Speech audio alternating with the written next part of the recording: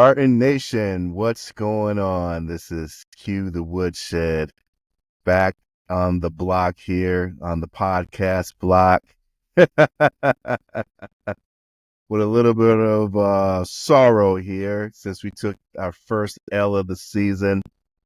Here with my brother Brian, the super mad Spartan. He's probably going to be leading the show today because he got a lot of madness to kick off here. And then Quaffo, the super connected Spartan, powered by ZILLA Sports Network, Q the Woodshed. So, gentlemen, let's get right into it with our initial thoughts. Like I said, we suffered our first L of the season. Very winnable game, I think we all agree, but it didn't happen. And we were all texting each other during the game. I won't say over these airways what we were saying over our chat, but yeah, it was pretty brutal.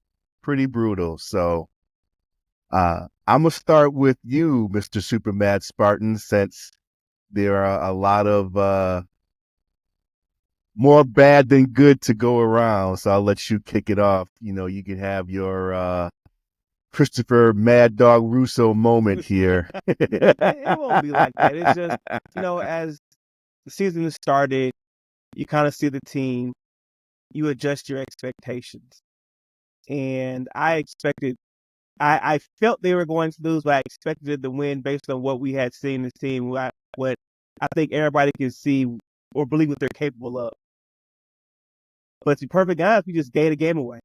To me, if we play a clean game, when I mean clean, I mean not those 4 turnovers and 3 by our quarterback, we win that game by double digits. I'm not saying it's easy, but we win because pretty much after the first quarter, the defense had figured out Boston College, and they were shutting them down. They're putting them off the field. If we don't give Boston College 10 points to start the third quarter, they don't win that game. They didn't have it. And that's the part that gets me really frustrated and mad because it's not necessarily that, this team's better than us. It's not that they out-executed us. We just, I'm trying not to use foul language. We just crapped the bed. And I know he's young. I know he has a lot on his plate. But it comes down to the quarterback. The roller coaster ride. You're right, Powerful. We were on the roller coaster ride. We got a lot of the good and a lot of bad on the same game. And I think that was one of the more frustrating things. We're in game 4. You want to start seeing more improvement than what we've seen. Maybe that's not ideal because no, our progression is not linear. You have your peaks and valleys. But for us to lose that game off our quarterback having 3 interceptions, and we're marching down the field to win the game on the 30-something yard line, he throws that interception. It was very frustrating because the moment he let that ball go, I was like, he gonna throw an interception. And I'm starting to get to the point with Aiden Childs. I think he's really good. I think he'll be okay. But I think we're getting to the point of he's a chaos agent right now for this team. The team goes, he goes. And he was putting us on his back early in the game and running us down the field. And then he literally gave the game away. And there's other points to be made. And he had a really good game outside it, and we'll get to the good. But I got it. That's the thing that sticks out most to me in my mind is our QB gave our game. What say you, Mr. Super Connected Spartan? Well, that was mad. It wasn't as mad. It was kind of like mild mad. I appreciate the team has given him, something to be good about most of the season. So maybe that's balancing out. We'll see, especially with this week coming up too. Oh my goodness, but we'll get into that. But yeah, I think really just echoing what Brian said. I try to stay off of being super critical of these guys, but at the end of the day, the quarterback position is the most critical position maybe in all of sports. And, in that particular game, especially even stepping back from the late fourth quarter interception as they're driving to potentially win the game, just so many near misses and for all the good and the roller coaster, as I said, I mean, it's what you kind of have to live with. I think he's definitely not a finished product at the position. Did not help to have so many receivers down. I mean, I was joking with some people associated with the program, like, man, can Martin still have some eligibility to come out there? Like, I might have had to make the trip to Boston and run a curl route. I can run a 5-yard curl and just help out. But yeah, all jokes aside, the ball security is got to be better for the squad. I think they know that. The folks in the building know that. Ball security's got to be there. Cannot turn the ball over, and that is a definitely winnable game. And that's difficult when you think about the stretch they have coming up. It would have been nice to be 4-0 going into that stretch, as opposed to 3-1. And you definitely, for a team that wants to go bowling, a win, a giveaway game like that might come back to haunt us if things play out a certain way down the road. We don't think so. I think they're gonna clear 7 wins still. I still see 4 or 5 wins on the schedule for this team without question. But got to get cleaner offensively. Got to be able to run the ball too. You know what I mean? Initial thoughts. I mean, the run game was just, and that's the kind of game you need to be able to run. Boston College is good, right? I mean, they beat 75% of the Big Ten teams. No cap. Like, I mean, if 75% of the Big Ten teams went up to Boston to play in those conditions with that backdrop with the red bandana game, they're coming away with a loss. Like, that Boston College team is good. So that's even more disappointing. And I think it actually probably, and maybe where Brian will go with this later, it's kind of telling, like, man, Michigan State is actually really good if we just don't shoot ourselves in the foot. Like, we beat a team in Boston College that should be mid-pack or upper pack of the ACC. And like I said, literally in that, and with those conditions in that environment, there's only probably like 4 of our conference teams that would go in there and win that game. And we all know basically the 4 that could go in there and win. Everybody else would probably take a L in that setting against that team, the way they execute their offense. So those are some initial thoughts. Well, I concur with both of you guys that, yeah, definitely a missed opportunity for a win, and definitely agree with you, Quafo, talking about the lack of the running game. And definitely agree with you, Brian, talking about pretty much the turnovers that Aiden Childs committed with those 3 interceptions, especially the one, at the end of the game that's pretty much ended it. So, such an unnecessary pass. Yeah, very unnecessary. Very you don't unnecessary. Need to make that so, right? They're marching. Yeah. They're marching. They're getting the tight ends involved. It's veiling all day long. They're like, ooh, there goes that All-American tight end. All day long, you're driving, and then you just chuck it. There was not even a chance for Montori Foster to get that ball. Not even a chance to catch that ball. Strict double coverage. Only one who could catch that was a BC player. It wasn't even close. Mm-hmm. Wasn't that first down? Yes, it was. That is correct. Yeah. 2 timeouts. It was like a 35. I was like, that's the thing. That, I know I'm going for a little changes. That pass, if that was like the 4th down, you need it. Sure. Okay, throw it up. Yeah. Okay. I want to say this. I know we're kind of cutting you off. I'm just getting there now. I don't want to completely I'm not trying to crap on Aiden Childs, because the reason we are winning that game was because of him and the defense. There were so many plays that he extended, got the first down, and did what he had to do. So I want to put the positive stuff out there, because I'm still rocking with the QB. I think till it's all said that, he'll be one of the best QBs. Yeah, without question. Without question. The next couple of years. Without question. Yeah. So why don't we just transition into our good Sparty, bad Sparty? And as usual, we've been doing the bad first of all, just keep them with the bad. And of course, turnovers. I mean, that's the major thing. Yeah, definitely the turnovers. I mean, we've already chopped it up about the turnovers. So yeah, that wasn't good. And of course, the overthrows at times that Childs had, because he had, there were times where he had Foster open, just overthrow him. And Foster could have had a career day. Oh, yeah. Yeah. Excuse me, I'm sorry. Anytime, any game that Foster could have shined, this was the game to shine.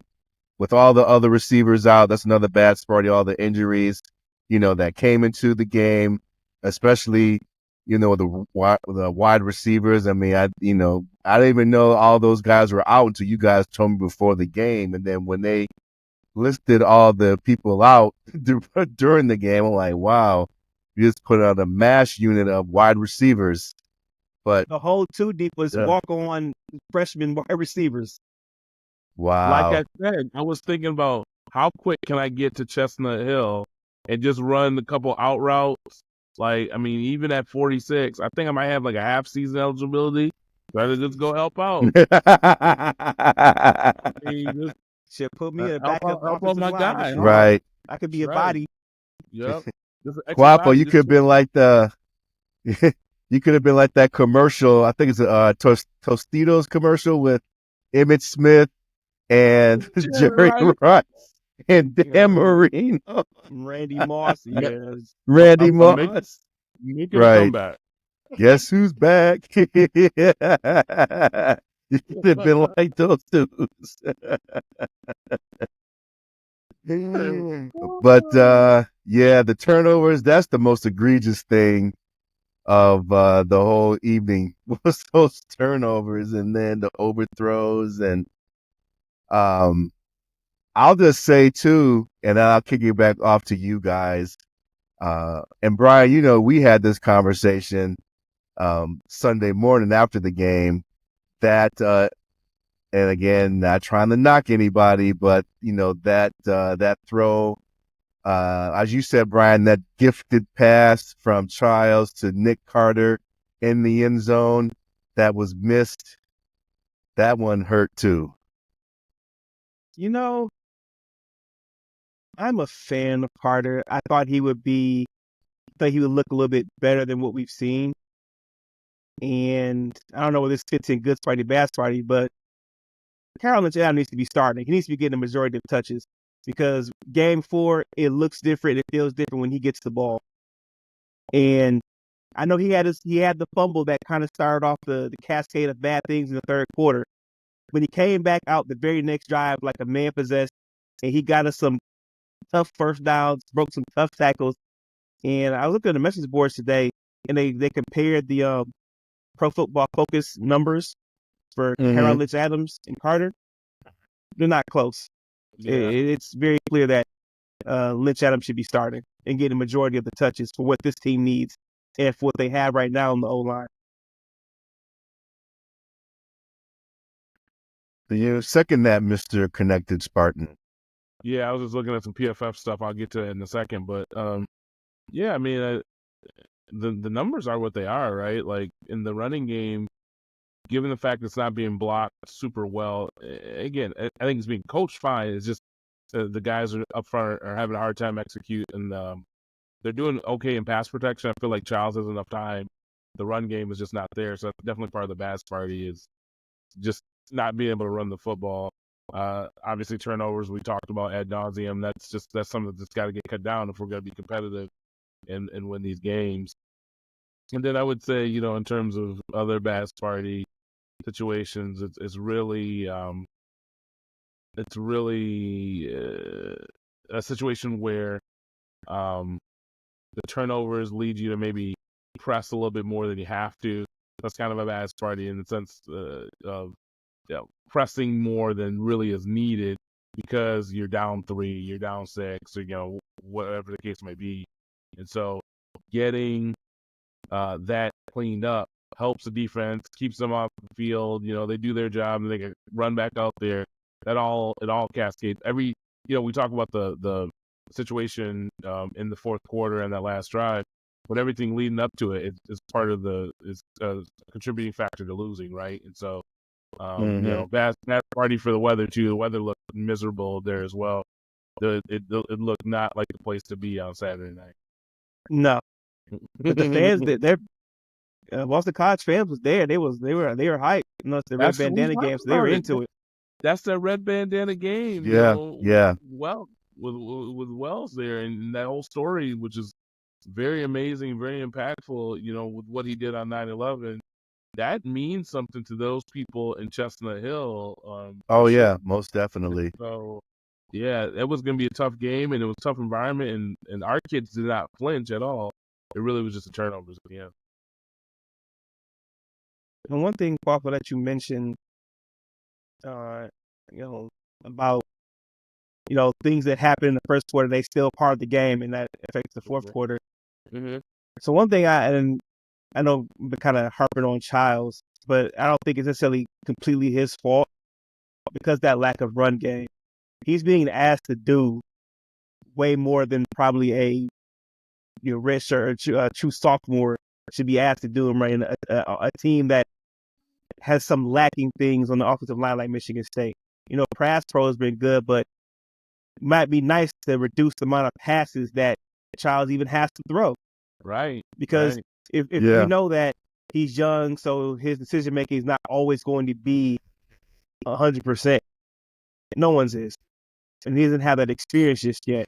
So that lack of run game and that, well, I guess we need to throw the ball 40 times. You know what I mean? If we don't do that, maybe it cuts down on some of the interceptions.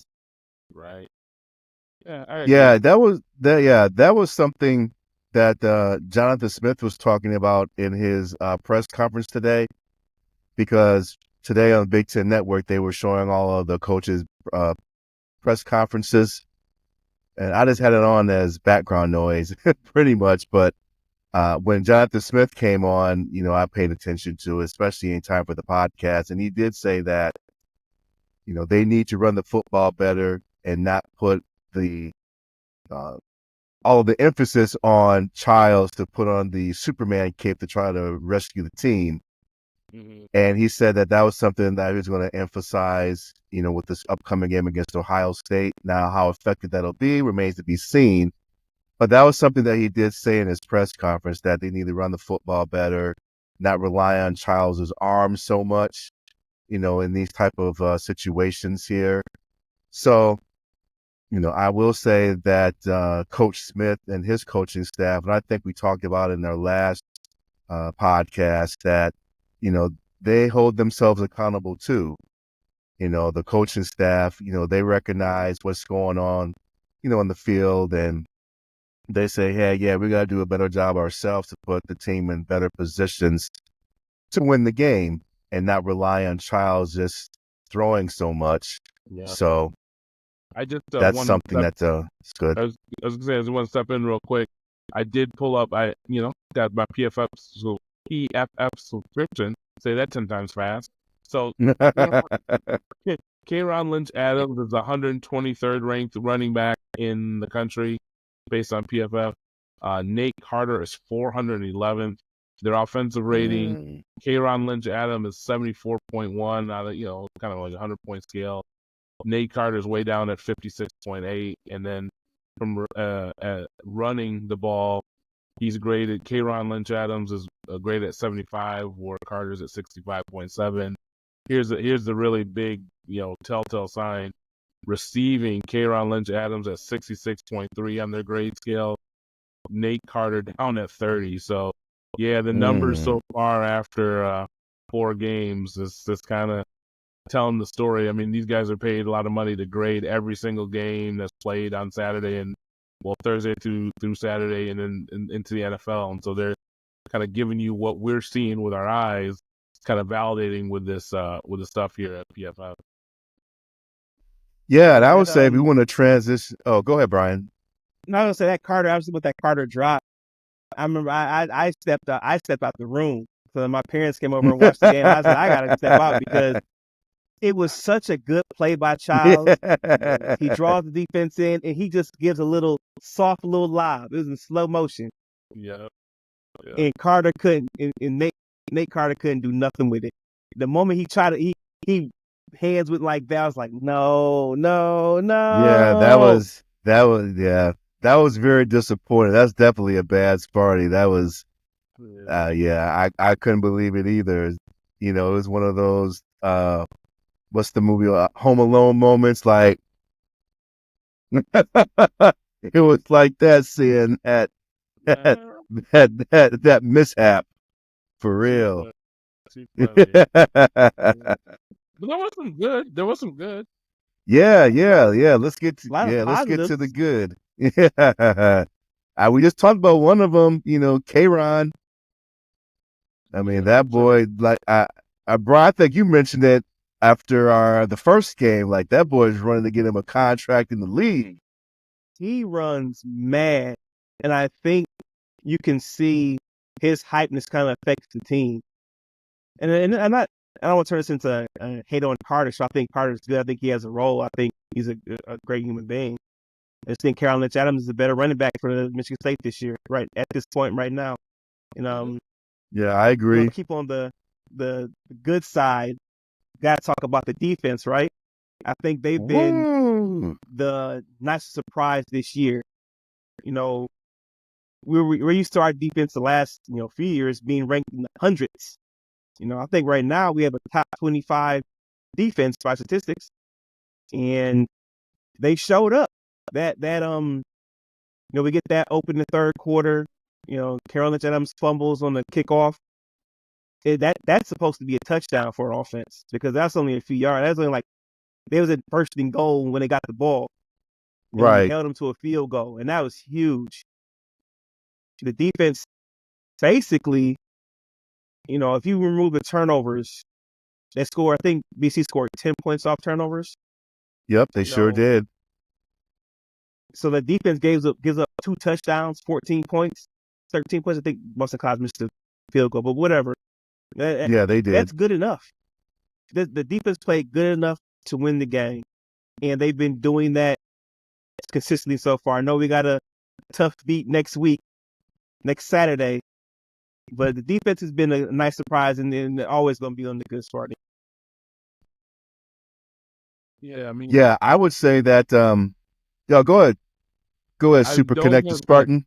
Yeah, the only thing I was gonna add to that is the defense is outstanding right now. Just since we're on the PFF game, my guy Chuck Brantley, I had him down as good Sparty again. That kid is playing his butt off this season. Not just because he's the Yeah, he home. is. He is as of today's taping, he's number 9 in the country amongst all DBs. He's ranked number 9 by PFF. He His, looks good. He does. He really does. His overall rating is 85.1, which is outstanding on a 100-point scale. Against the run, he's 86.5 for a grade. And in coverage, he's 82.5. So he's playing at a elite, probably all-conference level at this point after a quarter of the season being played. So shout out to him. Then real quick, just the other good Sparty. Kim as a kicker is amazing, as amazing weapon. He's going to win us a game. He already has. So he's going to win us more games down the road, just having that weapon. You see it in the NFL on Sundays, having those kickers that are so strong-legged. So Kim is Oh definitely. yeah. Yep. Oh yeah. And then 2 things, both in the receiving room. Shout out Hawk. I always got to shout out my guy Hawk. Yes. Yes. Foster played really well, being the main focus, right? Like defense was keyed on him. It was a rainy day. He played well. He had 2 touchdowns that were walking touchdowns with the balls to him. So he played an amazing game. And quite frankly, we're joking about me trying to get on the field, but the people they had on the field, the route tree was really well executed. The tight ends executed well. It wasn't like they weren't open. They were open. Receivers were open, even though they were All down day. walk-ons and stuff like that. So that's a testament again to the coaching and getting them schemed up. And those kids, next man up, executing, they all did really well to give Aiden Childs like window to throw in, space to throw in. So the shout out to receivers because in that game, like you said in the text thread, we're like, oh man, we're down to we're down this far in the depth chart. But the players that performed on Saturday, that wasn't the receiving room was not the issue at all. Not at No, all. Not no, one bit. no. Matter of fact, what's the kid's name? Johnson? I can't remember his Josiah first name. Johnson, number 11. Yeah, that kid is a very good receiver. Mm-hmm. He's really good. I'm Put really a lot of good impressed with film on him. tape. Yeah, Mm-hmm. I'm really impressed with that kid. That kid, he got some moxie to him. Yeah, for Real. real. And like you were saying, both Brian and Quafo, that defense is legit. Yep. I That's going to mean, carry us the rest of the season. That defense is really good. They got a fumble. They caused a fumble. They had a couple of goal line stances, if I recall, and they were getting to the quarterback, numerous times. So, to your point, Brian, if it wasn't for those turnovers, yeah, defense really did their thing. So, shout out to the defense, man. Joe Rossi, that dude's a legit coordinator, defensive Worth every coordinator. dime. Yeah. Yes. Because think about how bad the defense has been last few years. And these, in the back end, in the defensive backs, it's mostly the same guys. Linebackers, Yeah. mostly the same guys. Like I was telling people last year, no one wanted to listen because of all the chaos and everything. The folks they had in the room are good players, and I know they brought in some transfers, but really, you look at who's starting. These are the kids that were here last year. Like, so Yeah. what does that tell you? What does that tell you, right? Like, the Coaching talent staff. has been there. I mean, I'm just gonna leave it at that. The talent is there, and we see what time it is. Oh yeah. That defense gonna keep us in games for sure. I mean, they may even win us some games because you just down the stretch, they may even win us some. They may win us some games that may be unexpected.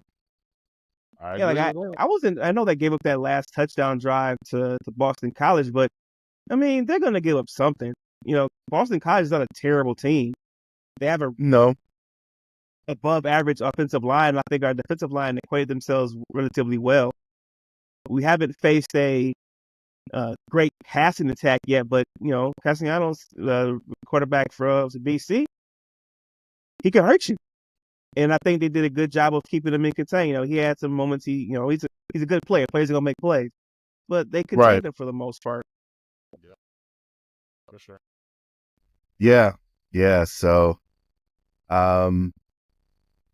anything else for the good Sparty? Because that's pretty much it. So I just want to shout out Coach Hawk again because he got a lot of slack on the message boards for a while. Now that I can say it's died down a lot because you can't complain about the receivers not getting it. You can't complain about this. We were down to 6, 7 string people, and the players were getting it done. Talk about guys who weren't even in the rotation came in. Isaiah Johnson's not in the 2 deep. He's coming in and putting some good tape out there. He had a huge touchdown in versus Prairie. He got the one broke off the players and stuff. So shout out to Coach Hawk. Shout out. I'll let him know. Yes. Yep. Yeah, super connected Spartan. We got to get him on the show in the off season. We're gonna try, man. You got to work on that for us. Yep, for sure. For sure.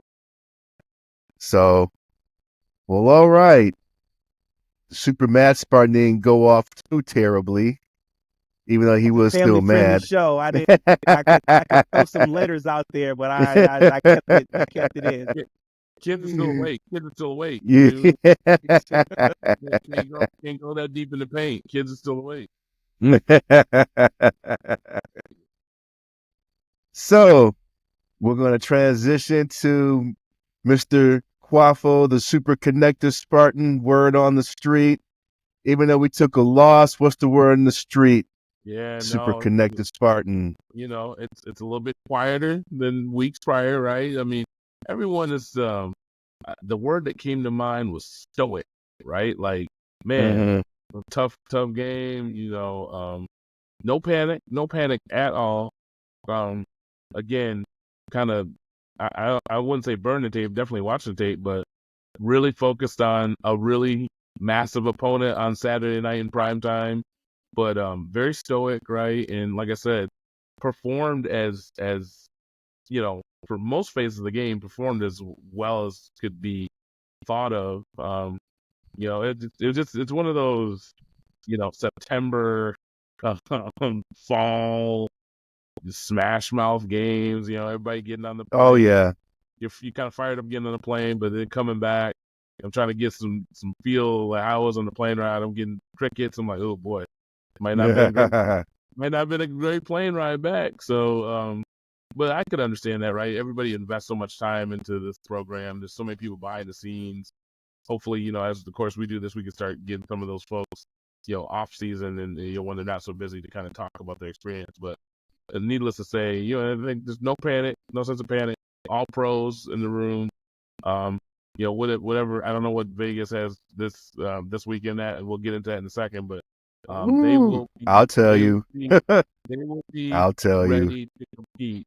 Rest assured. And quite frankly, if they get the receivers back, I'll go into this in a second. If they get the receiver room back, they're going to be competitive. I don't know about wins or losses, but I know they're going to be real competitive. This won't be an embarrassment on national TV like it's been the last 5 years against this opponent.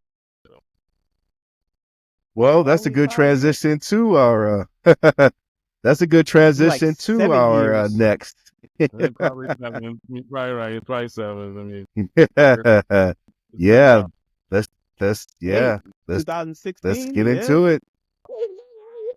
87. That's wild. I'm just saying, Ohio State been taking us, no pun intended, to the woodshed for like a decade now. To the woodshed. Yes. Yeah. Mm-hmm. Yeah. So this is our preview talking about Ohio State and you talking about the odds, Quafa, OSU is favored by 24.5 points. Yeah, 24.5. 24.5 points to just come into Spartan Stadium and just kill us. Put us into the ground. No, I don't see it that way. I mean, maybe I'm too sunshine, but like I don't see them sunshine blowing. Yep, maybe I'm glass blower at this point. You can maybe clip that out. I'm a sunshine glass blower apparently at this point. No, I mean they have some pride. There's pride in the program again. The people's execution, like they just have to be healthy enough to compete, and they will go out there and compete. Like they're not out here about to just roll over for Ohio State. I don't care how good they are. And let's be frank about Ohio State, right? They've put up some numbers throughout the year. I still think the quarterback is a bit suspect. Will Howard, the transfer. The receiver Jeremiah Smith is the next great one though. Holy smokes! Like he's nice. He's nice. But we just talked about Chuck. Chuck will probably travel with him a little bit. And so Chuck will be up to the task, no doubt, no question. The two-headed monster running back with Junkins and Henderson. I mean, they have all the pieces, right? They paid high price to have a very good team. They put all that NIL bread out. They better be good. Right. They got NFL payroll over there. Right. So Ryan Day, $20 million. Job. Yeah, exactly. So they paid $20 million for that roster. It's a different that we know about. Right, that we know about. I know about how things get down in Columbus. For a fact, I know about that. So anyway, ain't no shame in that game. No shame, but we will compete, and we will not. I don't think 24. We're not about to get whopped. I'm telling you right now. You heard it here first. Connect the Spartans. Spartans will make this a game into the fourth quarter. You heard it here first. They're gonna figure out a way to make this a game in the fourth quarter, and they may not win because it's a program in development here in Michigan State, but they are not about to just get annihilated, obliterated. No, it's not happening. You heard it here. Now, that's what I want to see. I want Michigan State to make OSU work. I want them to get in the fourth quarter and be like, oh man, a little lemon booty, a little tighten up. Like, all right, we got to put our chin straps on. We got to take this game for them. I don't want it to be the same BS we've been seeing. All right, after the first quarter, it's 35-0, and they style and signing autographs on the sideline talking about is CJ Stroud be the quarterback for the Lions. No, I don't want to see that anymore. Right. I don't want to. I want Ohio State to be like, man, we won, but we had a game. Checking on the 10 strap. Team they played so far. Oh, without question, because they played. Their schedule's been kind of soft. Yeah, they played 2 MAC teams and Marshall. I don't know what conference Marshall's in, but they played Akron. Then they played our father's alma mater, Western Michigan. Then they had a bye week. Then they whooped up on Marshall last week. But so yeah, this because the score is not indicative. Marshall was in there. Shout out to Charles Huff. Like, he's a name to watch as a coach. He's a name to watch. I mean, they beat him.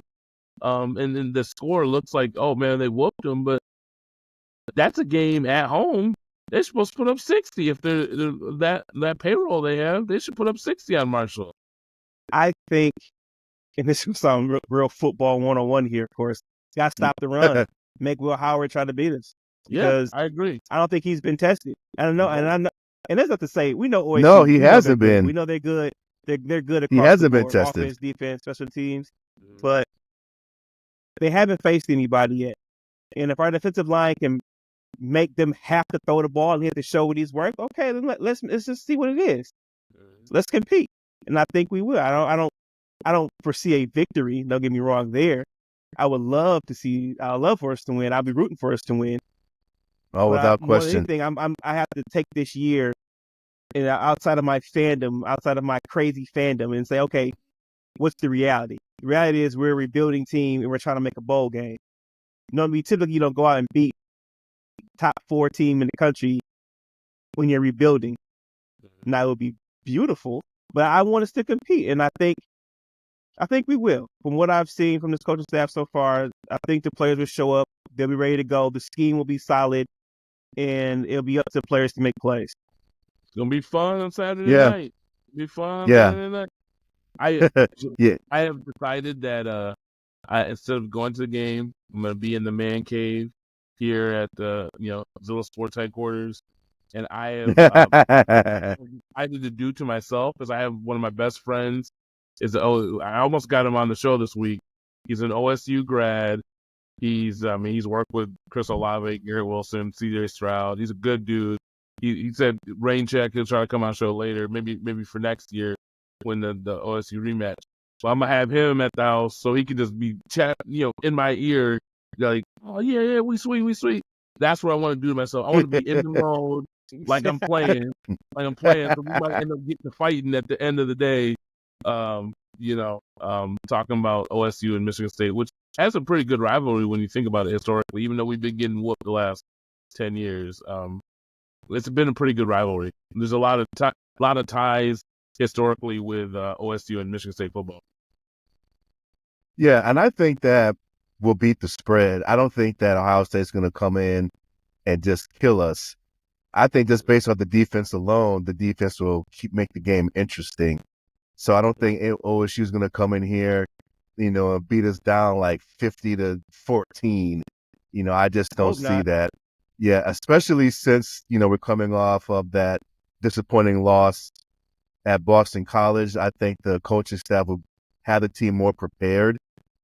And like you said, we'll just have to, put on the chin straps and see what happens. And, this would be Ohio State's biggest test up to this point because they haven't really played anybody. So, and they're going on the road. Right. Spartan Nation, stand up. Make it loud in there on Saturday. Oh, they will be. The Spartans are going to show up. Yeah. Right. Well, but the Buckeyes show up too. They got long breads. The Buckeyes. But Buckeyes it'd be more green and white than a little red here and there. Yeah. Yeah. That's what I hope. Well, this is a side note too. This is a bad Sparty side note. The fact that the game is strictly on Peacock, that's terrible. That is terrible. That's the future. That's one perspective. The future can. No, it is. I mean, Quafa, before you joined us, when we went through what we went through last year, when MSU played Washington, and that was just a straight Peacock game. I mean, it was a terrible experience. No, I was talking about from the standpoint. I'm just talking about from the standpoint of watching the game because it was no different than watching it on NBC or ABC. It seemed like from the broadcast, everything was really delayed, and the announcers, and I don't know who'll be announcing the game on Saturday, but whoever the announcers were, they really weren't that good. The game was delayed, and it was just a bad experience. So that's just me and my little soapbox. I mean, No, it shout out don't to matter. Peacock. If Peacock want to sponsor Q the Woodshed, we'll take that bread We too. change our opinions. Hey, brought to you by.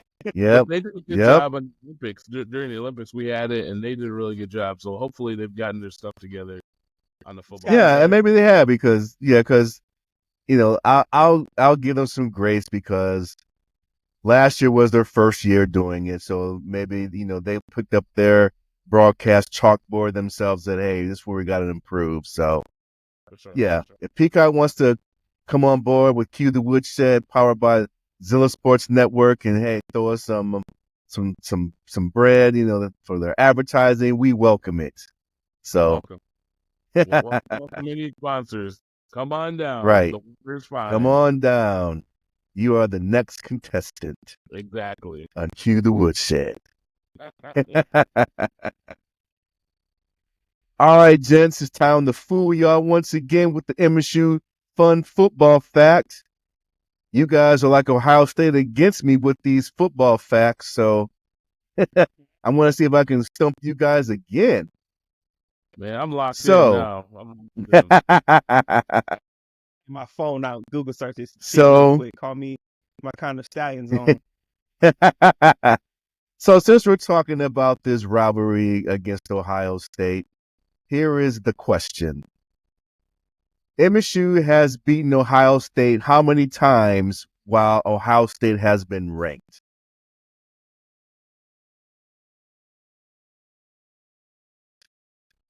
How many times has MSU beaten Ohio State while the Buckeyes have been ranked? Just rank period, not rank number one, right? Just rank period. Correct. It's less than 10, Brian. I know could- less than 10. Yeah. I'm. Hey, you got Big Ten They got the Big championship. Ten. You got the Big Ten title game. You got got the 15. you got the Geiger counter. You got the Geiger counter. You got when they were number one. Was that with Plax? And Plax beat them. Just 3. There's probably something in the 70s. I would imagine there's one there. 4. You want to go with 5? I think 5 is a good number. Because I was like, man, I only know like 3 or 4 off the top of my head. It has to happen more than that, but I think it's 5. 5. We'll lock in at 5. Five. Final answer. Final answer. Well, overall, you guys are wrong. But I will say this. I will say this. And I was actually surprised when I saw this. MSU has beaten Ohio State eight times while they've been ranked. 8 times. Whoa. But you guys did have the right answer in that of those 8 times, MSU has beaten Ohio State 5 times when Ohio State's been ranked in the top 5. So you got the partial answer. Credit, baby. But, So we get some points. Half a point. Credit. But yeah. Just work the process there. So yes, MSU has upset Ohio State a decent number of times while they've been ranked, but of that 8 times, again, 5 of them have been ranked in the top 5. So who knows? Let's make it Maybe 6. it'll be it'll be 6. So we'll see. Make it 6. So. That would be great. It's gonna be tough, tall task. Tall task. Yes. So, gentlemen, anything else for the good cause in the name of Q the Woodshed, once again powered by ZILLA Sports Network? Just exciting, man. It's exciting to be able to at least anticipate a good football game. Nobody's here counting the win, but it's just gonna be exciting. Should be electric atmosphere at Spartan Stadium.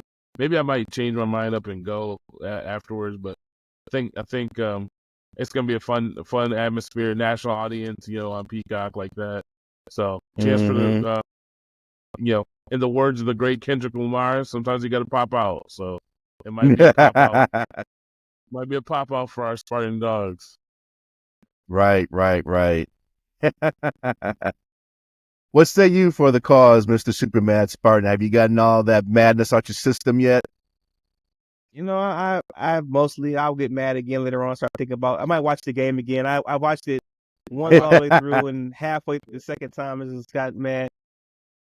I'm just glad that we have a professional coaching staff, and you can see the results of it. You can see how the program is run now versus how it was previously run, and it's almost night and day with the operation. So I'm confident that we will continue to see progress. Agreed. So with that, we put another podcast episode here in the books. Cue the Woodshed, powered by ZILLA Sports Network. Before we get out of here, I want to say not only can you check us out on YouTube, you can check us out on Spotify, Amazon Prime, other podcasting platforms. We just dropped our first episode of the Classic Spartan series featuring Allison Horn from the MSU Federal Credit Union. She's the VP of Executive Communications, talking about the Women in Sparta program and some other good things going on there. We got some good, exciting things coming up for our listeners. The Michigan week, when it's time for the Michigan State game. We got we got something in store for you guys. Eye black on, like I'm about to set up myself for my jersey. Check your eligibility, Brian. 4 years left, bad knees, but we can make it work. Yeah. Yeah, we got some good stuff coming up for you guys for programming, so stay tuned. Check us out. Hit that subscribe button, and we are out of here. Go green. Go white. Go white.